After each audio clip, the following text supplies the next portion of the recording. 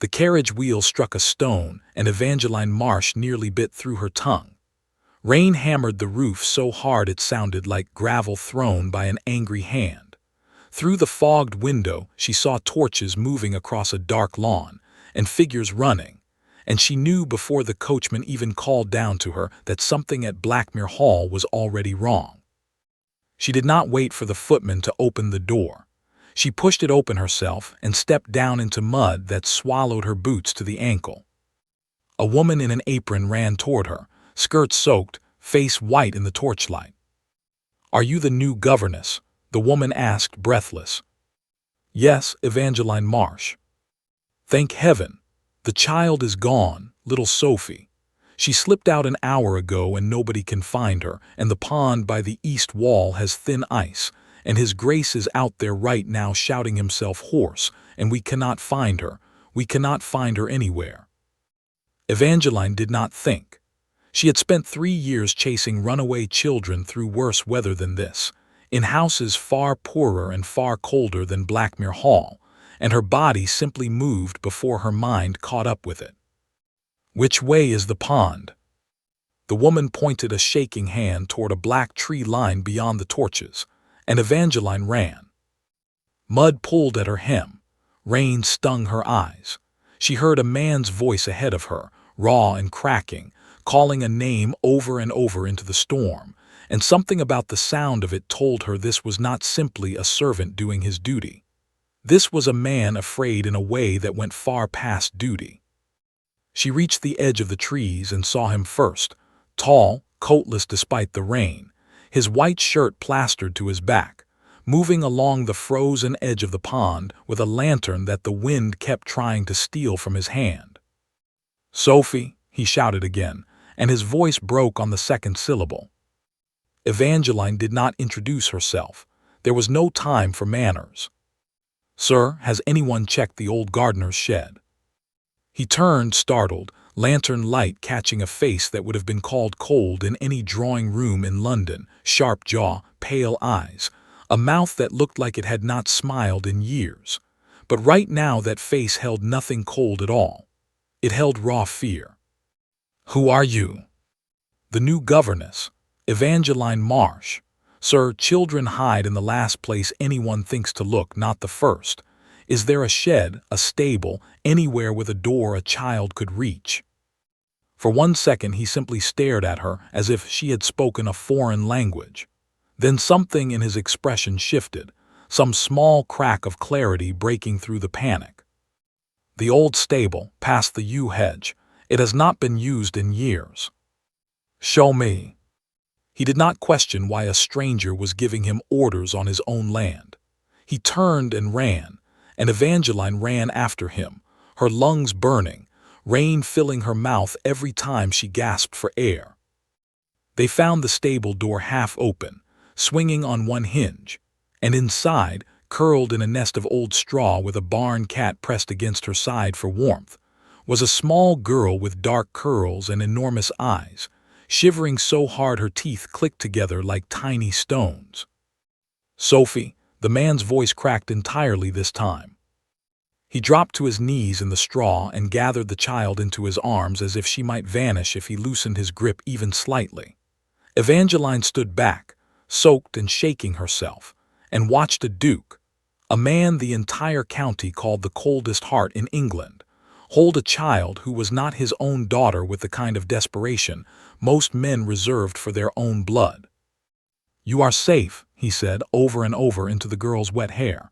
"You are safe, you are safe." Sophie did not cry. She simply held onto his shirt with 2 small fists and said nothing at all, and something about her silence told Evangeline this was not the first time this child had learned that crying changed nothing. It took the walk back to the house, through mud and rain and the last dying torches, before the man remembered Evangeline existed at all. He turned to her at the front steps, Sophie still wrapped in his ruined coat, and looked at her properly for the first time. "You found her. You would have found her yourself in another few minutes." "I would not have." His voice was flat now, the panic folded away somewhere she could not see. I would have searched the pond until dawn and never thought to look in a stable nobody has used since my father died." He did not thank her again. He simply nodded once, the way a man nods when he has decided something and does not intend to discuss it further, and carried Sophie inside. Evangeline stood alone on the steps in the rain for a moment longer than she needed to, catching her breath, and thought that her first hour at Blackmere Hall had already told her more about its master than any letter of reference ever could. The next morning, dry and dressed in her plainest gray, Evangeline was summoned to the study. It was a room built for intimidation: dark wood, tall shelves, a fire that burned too low to actually warm the space. The Duke of Blackmere sat behind a desk with papers stacked in perfect rows, and when he looked up at her, all trace of the desperate man from the storm was gone. In his place sat a man carved from stone. "Miss Marsh, Your Grace, I understand you found my ward before I did last night. I was fortunate, that is all." It was not fortune, it was sense, something in short supply in this house. He gestured to the chair across from him, and she sat, spine straight, hands folded. "I will tell you plainly what you are walking into, since I do not believe in wasting either your time or mine with pleasantries you will not need." "I would appreciate that, Your Grace." "Sophie is not my daughter. I will not explain further, and I ask that you not ask again after today. She has been in my care for 2 years. She does not speak of her own accord unless she trusts the person she is speaking to, and she trusts almost no one in this house." "Does she trust you?" The question came out before Evangeline could stop it, and she watched something flicker behind his pale eyes, not anger, something closer to surprise that anyone had asked him something so direct. "I do not know," he said finally. "I have tried. I am told trying is not the same as succeeding." "No, it rarely is." He studied her for a long moment, the fire crackling low between them, and Evangeline had the distinct sense of being weighed on some private scale only he could see. "You are blunter than the last 3 governesses combined." The last 3 governesses lasted a combined total of 5 weeks, according to the housekeeper who briefed me in the carriage yard this morning. A muscle moved at the corner of his mouth, not quite a smile, the ghost of one perhaps quickly buried. "Then perhaps blunt is what this house requires. You begin today. Mrs. Farrow will show you the schoolroom. I ask only one thing of you, Miss Marsh."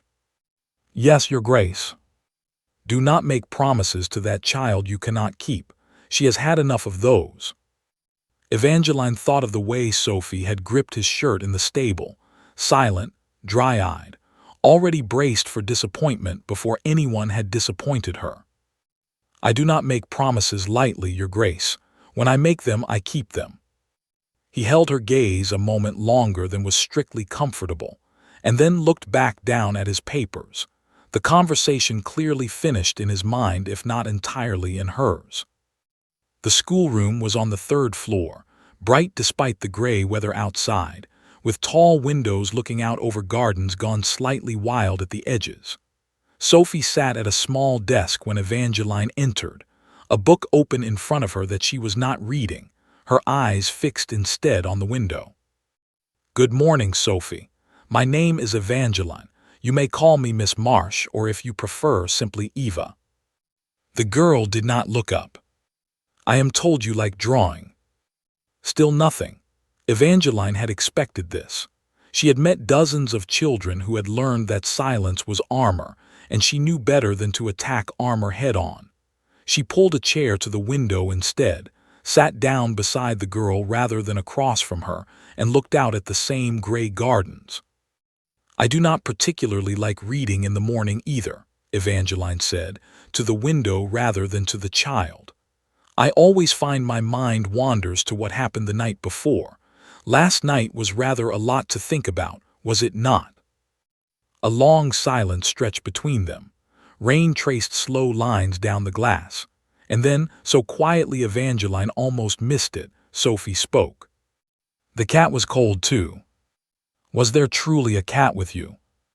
"She sleeps there sometimes. I go and find her when the house is too loud. Is the house often too loud?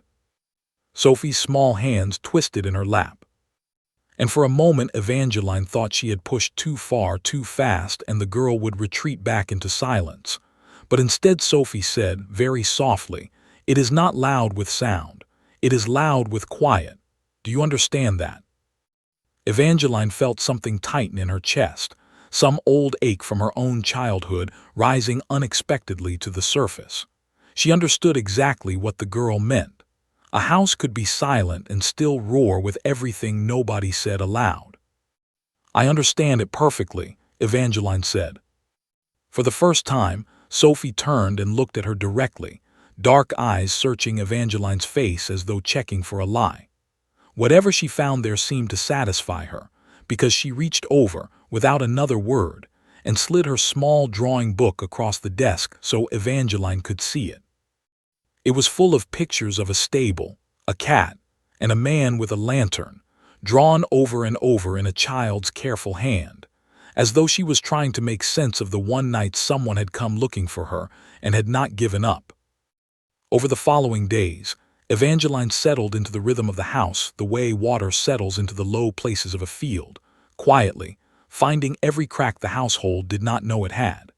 Mrs. Farrow, the housekeeper, was kind in a tired way, a woman who had clearly seen the house through darker years than this one and had learned not to ask questions that would not be answered. Nathaniel, the steward, was polite and distant, the sort of man who ran a household like a ledger and preferred it that way. The younger staff, Grace and Edmund, whispered when they thought no one could hear, and what they whispered was always the same thing in different words. The Duke had not always been cold.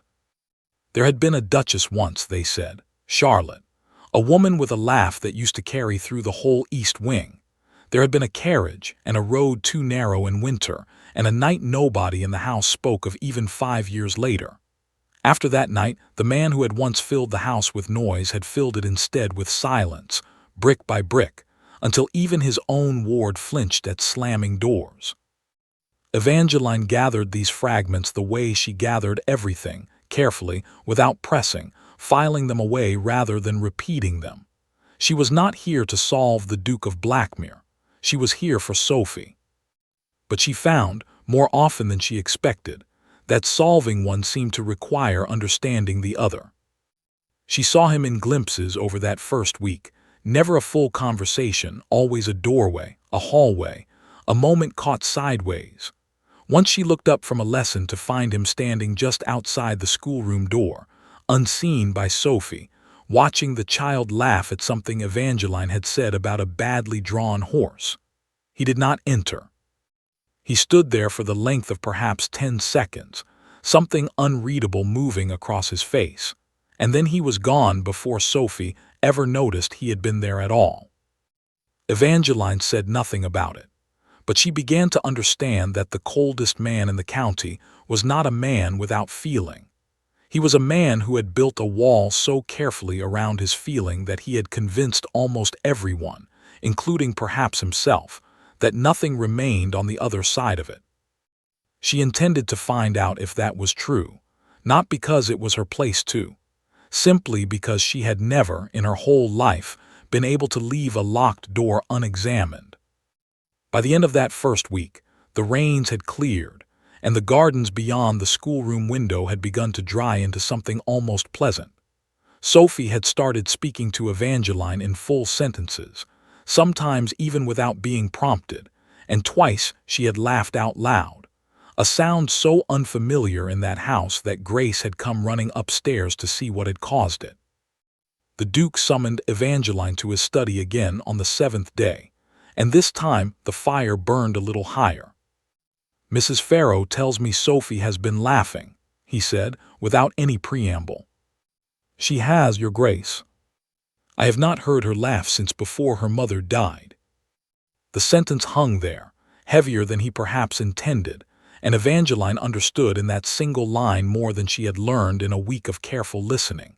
Sophie was not simply a ward. Sophie had lost someone too, in some way tied to whatever grief this house carried, and the two of them, Duke and child, had been grieving in the same silent house without ever once grieving together. Children do not stop feeling things, Your Grace. They simply stop showing them when showing them has not helped before. He looked at her for a long moment, and something in his expression made her think he was not simply hearing her words about Sophie. He was hearing them about himself. You speak as though you know this from experience, Miss Marsh. I lost my own family young, Your Grace. Not to death, to ruin. It teaches similar lessons. He did not ask her to elaborate, and she did not offer to. Some doors, she had learned, opened faster when left alone rather than pushed. Thank you, he said instead simply, for whatever it is you are doing that I clearly cannot do myself. It was the closest thing to warmth she had heard from him yet, and it startled her more than she wanted to admit, sitting there in that cold, careful study, with a man the whole county called heartless looking at her, as though she had handed him something he had given up hopping to receive. Evangeline left the study that evening with the strange, unsettling sense that Blackmere Hall was not simply a house she had been hired to work in. It was a puzzle she had already, without meaning to, begun to solve, one small piece at a time. And somewhere beneath the ice of its master, she suspected, was a man still capable of breaking, if only something ever hit him hard enough to reach it. She did not yet know how right she was, or how soon that moment would come, or what it would cost her when it did. 2 weeks later, a fever swept through Blackmere Hall like a thief moving room to room, and it took Sophie first. Evangeline noticed it before anyone else, because she was the one sitting beside the child at breakfast when Sophie's spoon slipped from fingers gone suddenly weak, and her small face turned the color of old paper. Sophie. The girl did not answer. Her eyes had gone glassy, unfocused, and when Evangeline pressed a hand to her forehead, she found skin burning hot enough to frighten her. Grace, fetch Mrs. Farrow. Now, tell her the child has a fever and it has come on fast. Grace ran. Evangeline lifted Sophie from the chair, the girl's body limp and far too light in her arms, and carried her up the stairs herself rather than wait for anyone else to help. By the time the doctor arrived, hours later, delayed by a washed-out bridge on the road from the village, Sophie's fever had climbed high enough that she had stopped recognizing faces. She called out names in her sleep that meant nothing to Evangeline.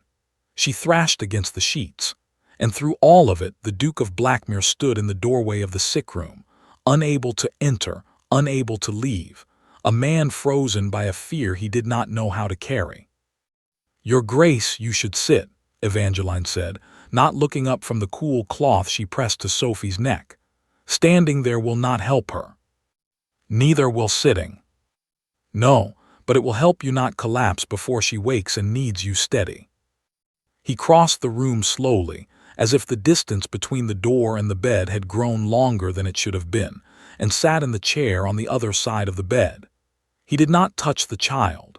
His hands, Evangeline noticed, were shaking too badly to trust with anything so fragile. Talk to me, she said, still working. It will help, not her, perhaps you. About what? Anything that is not this room. He was silent for a long moment, and Evangeline thought he would refuse, retreat back into the careful stone version of himself she had met on her first morning here. But instead, in a voice so quiet she had to lean toward him to catch it over Sophie's ragged breathing, he began to speak. My wife used to sit exactly where you are sitting now. She had a way with fevers, cool cloths, songs I never learned the words to, patience I never had. I used to stand exactly where I stood just now, useless in the doorway, thinking I would learn eventually. I never did learn. You are learning now. 5 years too late for the lesson to matter to the person who was teaching it. Evangeline said nothing to that. There was nothing to say that would not sound hollow against grief that old, that carefully buried, finally cracking open in a sick room at 3 in the morning. She simply kept working, cloth after cloth, cool water against burning skin, and let him talk when he wanted to and sit in silence when he did not, and somewhere near dawn. when Sophie's fever finally began to break. He reached across the bed without seeming to notice he had done it and gripped Evangeline's hand, as though it were the only solid thing left in the room. She did not pull away. She let him hold it until the child's breathing evened out into real sleep, and only then, gently, did she withdraw her hand and busy herself with the basin, giving him the privacy to compose himself that he clearly needed and would never ask for. Sophie recovered over the following days, color slowly returning to her cheeks, appetite returning with it, and the household exhaled as one collective breath. But something had shifted in the house that could not be undone. The Duke came to the schoolroom now, not simply passing by in the hallway but actually entering, sitting at the small desk with knees too tall for the furniture, letting Sophie show him her drawings without flinching away from the attention it required. Evangeline watched this change with a satisfaction she tried not to examine too closely, because examining it meant admitting how much she herself had come to care for this strange, frozen household and the two people slowly thawing inside it. It was during one of these afternoons, sunlight finally breaking properly through the clouds for the first time in weeks, that Nathaniel the steward found Evangeline in the corridor outside the schoolroom, his face carrying an expression she had not seen on him before. "Miss Marsh, a moment if you would." "Of course." He glanced down the hallway, as though checking for listening ears, and lowered his voice. "There was a man at the gate this morning, asking questions about the household, about the ward specifically. He gave a false name to the gatekeeper, but Mrs. Farrow recognized him from years past, a man called William Hargrove." The name meant nothing to Evangeline, but the way Nathaniel said it, careful and low, told her it should have. "Should I know that name?" "Perhaps not, but His Grace will. Mr. Hargrove was known to the late Duchess's family some years back before her passing. There was a falling out. Money owed, I believe, or money promised and never delivered, depending on whose account you trust. He has not shown his face in this county in 5 years. I do not like that he is showing it now, so soon after questions about the girl." Evangeline felt something cold settle low in her stomach, an instinct she had learned to trust from years of protecting children who could not protect themselves. "Have you told His Grace?" "Not yet. I wish to know first whether you had noticed anything unusual, any strangers near the grounds, any questions asked of the girl herself." Evangeline thought back over the past weeks, searching for anything that might fit, and found, uncomfortably, that she had noticed something. A man at the edge of the eastern hedge 3 days ago, gone before she could get a proper look at him. She had thought little of it at the time, a poacher perhaps, or a traveler lost on the wrong road. Now it sat differently in her memory. "There was a man near the hedge on Tuesday. I did not think much of it." Nathaniel's face tightened. "Tell His Grace. Today. He will want to know, and he will not want to hear it second-hand from someone other than you." She found the Duke in his study that evening, and when she told him what Nathaniel had shared and what she herself had seen, something in his expression changed in a way she had not witnessed before. Not fear, exactly. Something colder, harder, older than fear. "Hargrove," he said, the name coming out like something bitter he needed to spit from his mouth. "I should have known he would come eventually. I simply hoped I had more time." "Your Grace, who is he? Why would he be asking about Sophie?" The Duke was quiet for a long moment, his fingers tightening on the edge of his desk until the knuckles went pale. "That is not a story I am prepared to tell tonight, Miss Marsh, but I will tell you this much. Sophie is not simply my ward through kindness or charity. There is a debt tied to her presence in this house, a debt owed to her by blood, and Hargrove believes that debt should have come to him instead. He is not a man who accepts loss gracefully." "Is she in danger?" "I do not know yet, but I intend to find out before he does anything to answer that question for us." He looked up at her then, and for the first time since she had arrived at Blackmere Hall, she saw something in his pale eyes that looked almost like an apology. "I should have warned you what you were walking into when I hired you. I did not think it would matter this soon. I am not afraid of a man with a grudge, Your Grace. You should be. Hargrove is not a man who fights fair, and he does not fight alone. Evangeline held his gaze steadily, refusing to let the warning shrink her the way she suspected he expected it to. Then it is fortunate I did not come to this house expecting anyone to fight fair on my behalf, Your Grace. I have managed well enough on my own before. Something flickered across his face at that, something that was almost admiration, quickly smoothed away beneath the returning mask of careful control. He stood, crossed to the window, and looked out at the darkening grounds as though he might see Hargrove standing there among the shadows even now. I will double the watch at the gates. Nathaniel will see to it tonight. And Miss Marsh, I would ask that you not let Sophie out of your sight until this matter is resolved. Not for a moment, not even within these walls. You have my word, Your Grace. He turned back to her, and for a long moment neither of them spoke, the fire crackling low between them exactly as it had on her very first morning in this house, except that everything about the silence had changed since then. It no longer felt like the silence of two strangers taking measure of one another. It felt like something else entirely, something neither of them seemed ready to name. Thank you, he said finally quietly, for staying even now that you know what this house carries with it.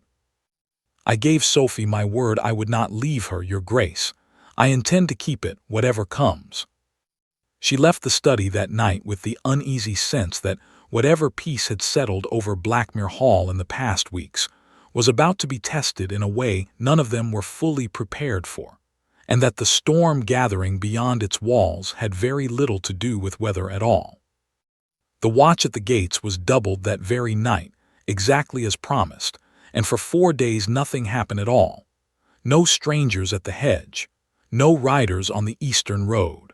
The household settled into a wary kind of calm, the sort that comes not from safety but from waiting too long for danger to arrive and beginning to doubt it ever will. Evangeline did not let herself doubt it. She kept Sophie close through every lesson, every meal, every walk in the garden, and she found that the closeness suited both of them in ways that had nothing to do with Hargrove at all. Sophie had begun to talk more freely now, filling the quiet hours with questions about Evangeline's own childhood, about the family she had lost, about whether it was true that a person could love a place that had hurt them. I think you can love almost anything that hurt you, Evangeline told her one afternoon, the two of them sitting beneath the old oak at the edge of the garden. Loving something does not mean it never hurt you. It only means the hurt was not the whole of it. Sophie considered this with the seriousness only children bring to questions adults have long since stopped asking themselves. Is that why His Grace still lives here, even though the Duchess died in this house? Evangeline had not expected the question, and she chose her words carefully before answering. I think so, yes. I think leaving would have meant leaving her behind too, and he was not ready to do that. Will he ever be ready? I do not know, Sophie. That is something only he can answer. The girl was quiet for a long moment, plucking at the grass beside her, and then she said, so softly Evangeline almost missed it entirely, I think he is readier now than he was before you came. Evangeline felt something catch in her chest at that, warm and unwelcome and impossible to ignore, and she did not trust herself to answer it directly. You are wise beyond your years, Sophie Vane. That is what everyone says when they do not want to answer a question. Evangeline laughed despite herself, surprised into it, and pulled the girl into a quick embrace before either of them could dwell on it further.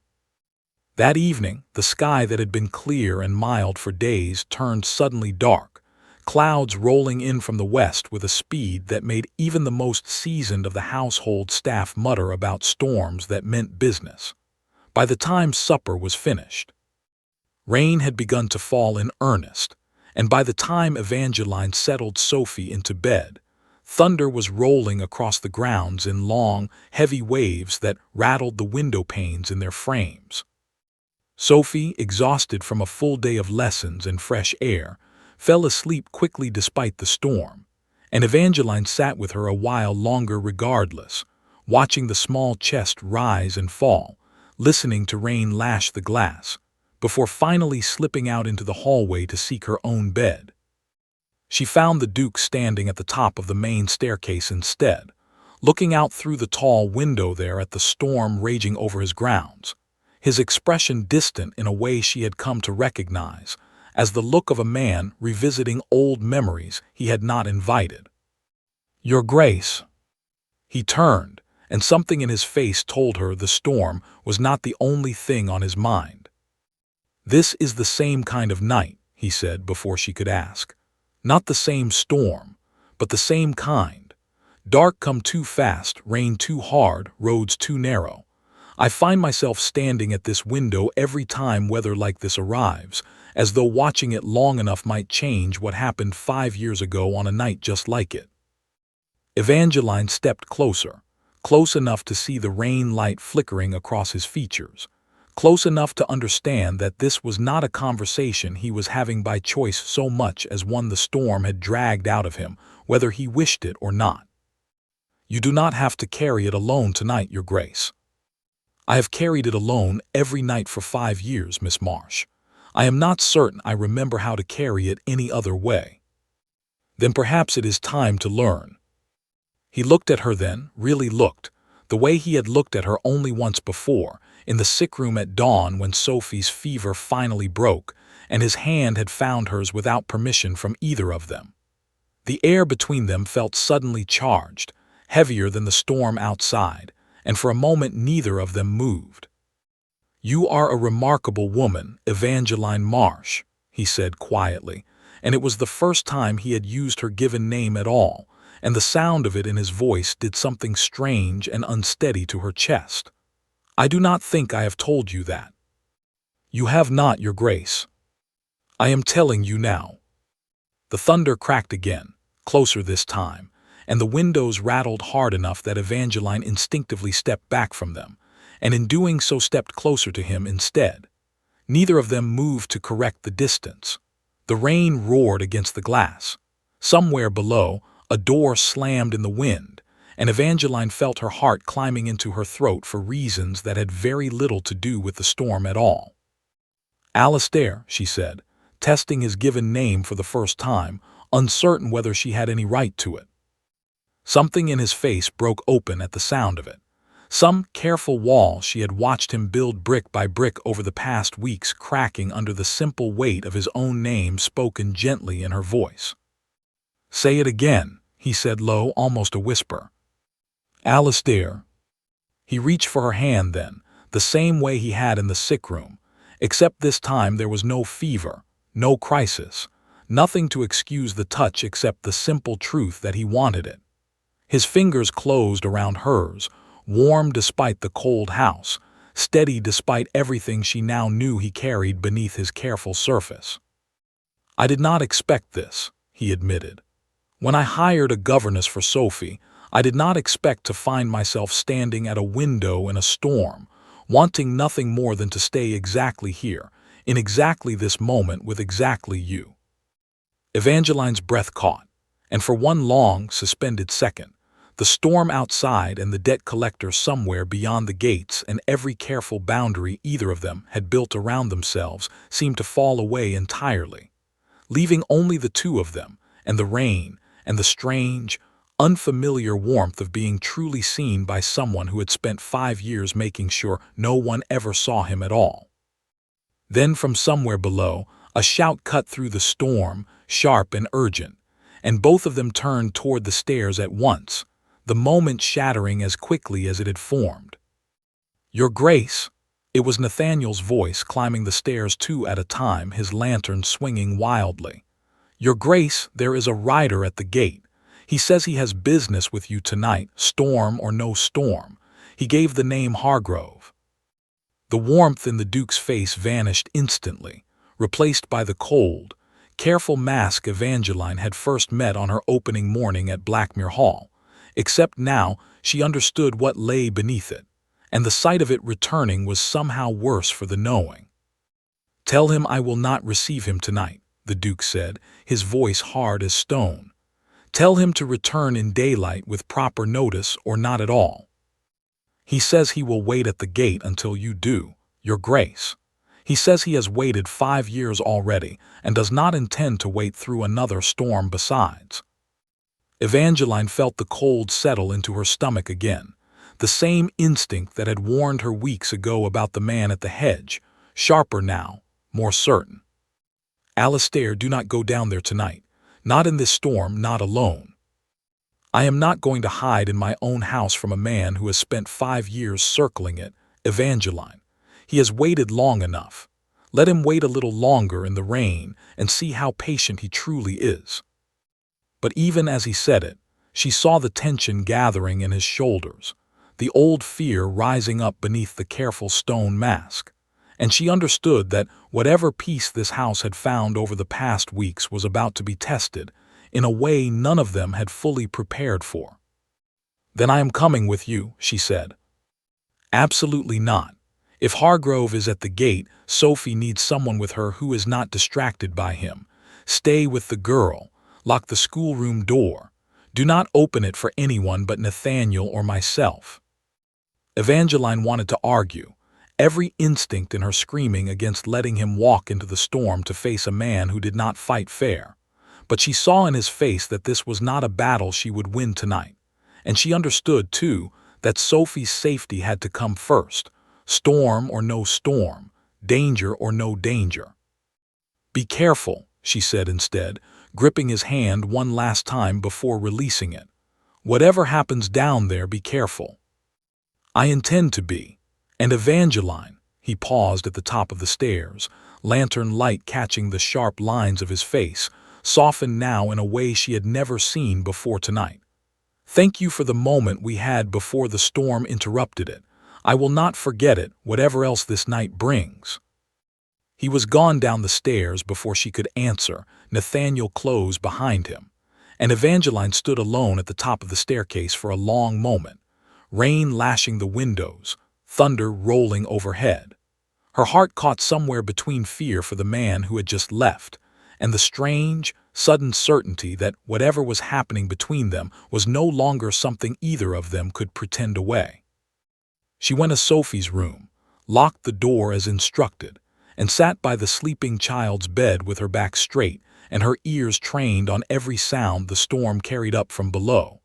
And she did not move again until the first gray light of dawn finally crept through the curtains, carrying with it a silence that felt far more dangerous than the storm ever had. Morning brought no comfort. The Duke returned from the gate near dawn, soaked and silent, and told Evangeline only that Hargrove had made his demands plain at last. He wanted money he claimed was owed to him through Sophie's true family, an old debt he insisted the girl's presence in this house was meant to settle. The Duke had refused him outright, and Hargrove had left without argument, which frightened the Duke far more than an argument would have. "A man like that does not simply walk away," he told Evangeline over a breakfast neither of them touched. "He walks away to plan something better." For 3 days, nothing happened, and the waiting wore on all of them in different ways. Sophie grew quiet again, sensing the tension in the house even though no one had told her its cause. Nathaniel doubled the watch a second time. The Duke barely slept, and Evangeline found herself waking at every small sound, heart pounding before her mind had even caught up to why. On the 4th day, the household planned a small outing to the village fair, a yearly tradition the staff insisted should not be cancelled simply because of one man's threats. The Duke agreed, reasoning that Hargrove would not act in front of half the county, and Evangeline, though uneasy, saw the wisdom in giving Sophie one ordinary afternoon after so many tense ones. The fair was bright and loud, stalls strung with ribbons. The smell of roasted chestnuts thick in the autumn air. Sophie ran ahead of them toward a puppet stall, laughing in a way that made Evangeline's chest ache with how normal, how wonderfully unremarkable, the sound was after weeks of careful silence. "Not too far," the Duke called after her, though his voice carried more warmth than warning. Evangeline walked beside him through the crowd, close enough that their hands brushed more than once, neither of them pulling away when it happened. For the length of that afternoon, the fair felt like the whole world, Hargrove and his threats reduced to something distant and unreal. It was near the puppet stall, in the thick of the crowd, that Evangeline felt at first, a wrongness in the air, a shift she could not name but had learned to trust from years of watching over children who could not watch over themselves. She turned, scanning the crowd, and saw him.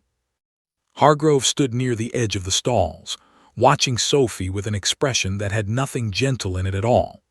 Beside him stood a second man, broad and silent, and the two of them were moving now, cutting through the crowd toward the puppet stall with a purpose that made Evangeline's blood run cold. "Alistair," her voice came out sharp, urgent. "Alistair, it is him." The Duke turned, saw Hargrove closing the distance, and his face went white with a fear Evangeline had only seen once before, in the storm at the top of the staircase, waiting for word from the gate.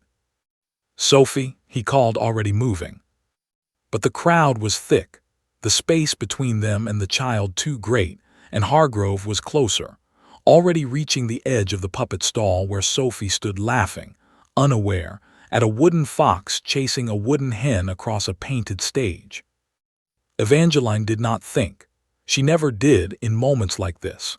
Years of instinct simply took her body and moved it faster than her mind could plan, and she was running through the crowd, shoving past strangers, closing the gap between herself and the child in seconds that felt like hours. Hargrove reached for Sophie's arm at the exact moment. Evangeline reached them both, and whatever plan he had to take the girl, to threaten her, to use her as leverage against a debt he believed was owed, dissolved into chaos the instant Evangeline planted herself bodily between them, pulling Sophie back with one arm and facing Hargrove with the other raised to block him. "Do not touch her," Evangeline said, her voice steady despite the pounding of her own heart. Hargrove's face twisted with frustration. A man who had waited 5 years for this moment now finding it snatched away by a governess he had never accounted for. "Get out of my way," he snapped, and shoved forward, trying to reach past her for the child. Evangeline held her ground, pushing Sophie further behind her, and in the scramble that followed, Hargrove's arms swung wide in frustration, aimed not truly at Evangeline, but at clearing the space around him.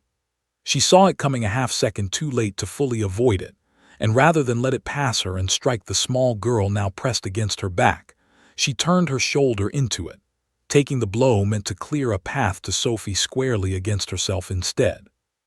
The impact knocked the breath from her lungs and sent her stumbling sideways into the puppet stall, wood splintering as she caught herself against it, pain blooming hot and sharp along her arm and shoulder. She did not fall. She would not allow herself to fall, not with Sophie still pressed wide-eyed and terrified against the stall behind her. "Eva," Sophie's voice, high and frightened, cutting through the sudden roar of the crowd around them. Evangeline straightened, ignoring the pain screaming through her arm, and turned to find Hargrove already backing away, his companion pulling at his sleeve, both of them realizing too late that the commotion had drawn every eye at the fair toward them. And then the Duke was there, moving through the last of the crowd with a speed Evangeline had not known his careful, controlled body possessed, and the look on his face as he took in the scene. Evangeline braced against the shattered stall, cradling her injured arm, Sophie sobbing and clinging to her skirts, was not the look of a cold man at all. It was the look of a man watching the walls he had spent 5 years building collapse in a single, unbearable second. "Get away from them," he snarled at Hargrove, his voice a register Evangeline had never heard from him, low and dangerous in a way that made even the crowd fall silent around them. Hargrove wisely did not argue. He and his companion melted back into the fairground crowd and were gone before anyone thought to stop them, the whole confrontation having lasted less than a minute, though it felt, to Evangeline, like it had stretched across an hour. The Duke reached her side in 3 long strides, his hands finding her shoulders, her face, checking for injury with a frantic gentleness that betrayed exactly how close he had come to losing something he had not even allowed himself to name yet. "You are hurt," his voice shook. "Evangeline, you are hurt." "I am well. It is only my arm. It will bruise, nothing more." "You took a blow meant for her." He said it like a man still catching up to the fact of it, still working through what it meant that a woman he had known for barely a month had thrown herself between a child and harm without a single second of hesitation. "You could have been seriously injured. You could have been." "I was not," she said firmly, cutting off the thought before he could finish it. "Sophie is safe. That is what matters." He looked at her then, really looked.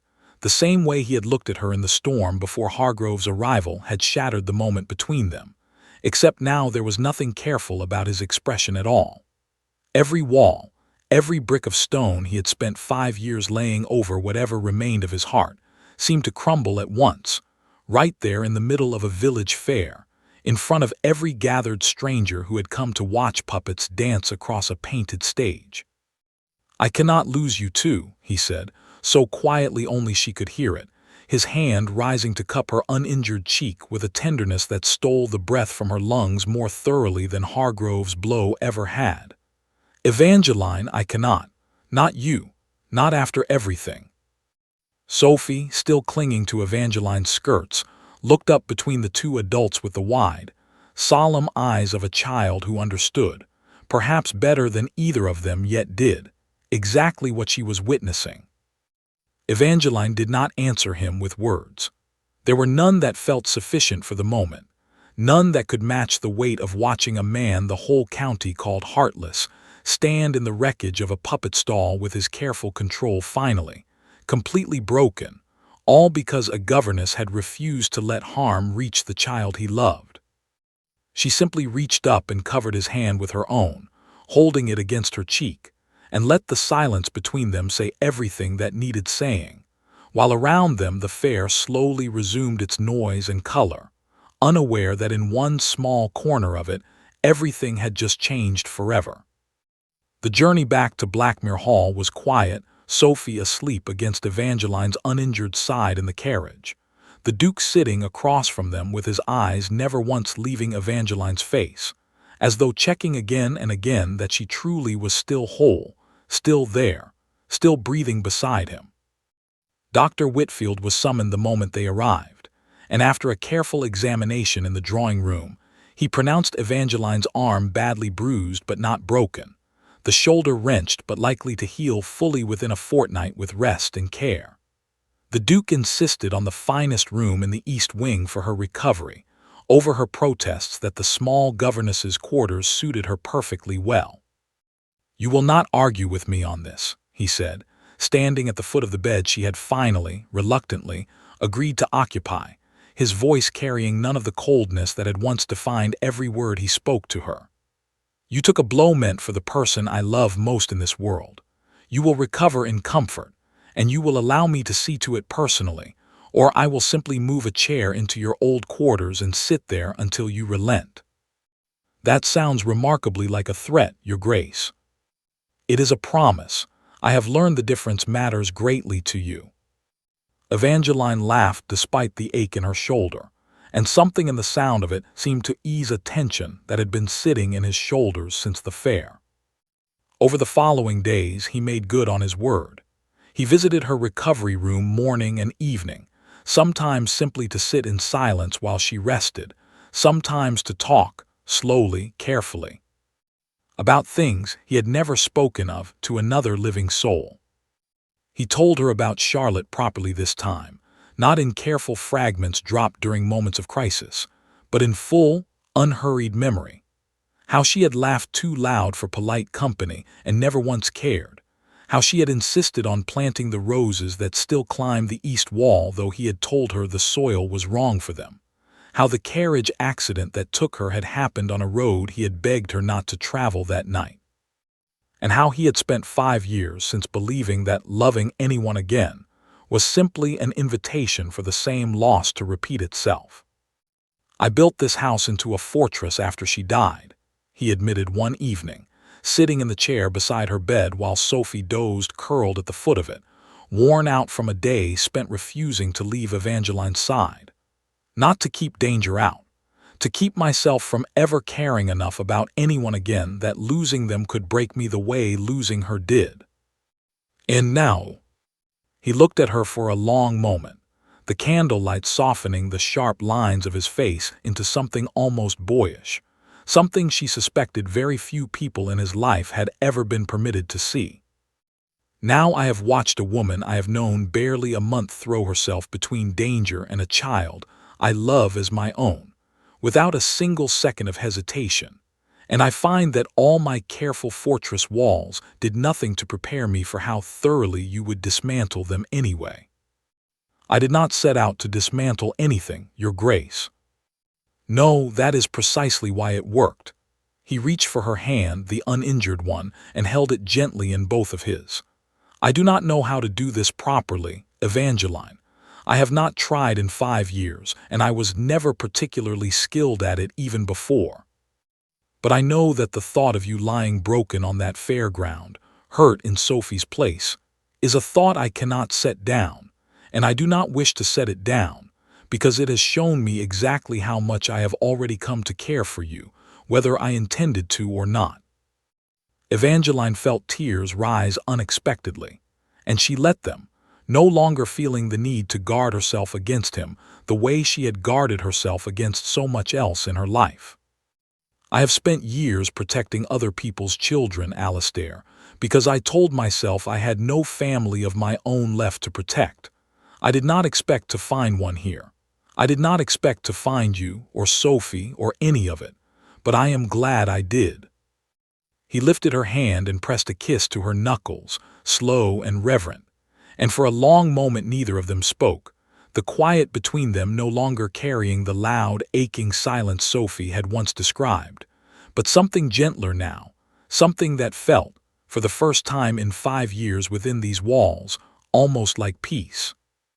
The matter of Hargrove was resolved with less drama than the fair had suggested it might require.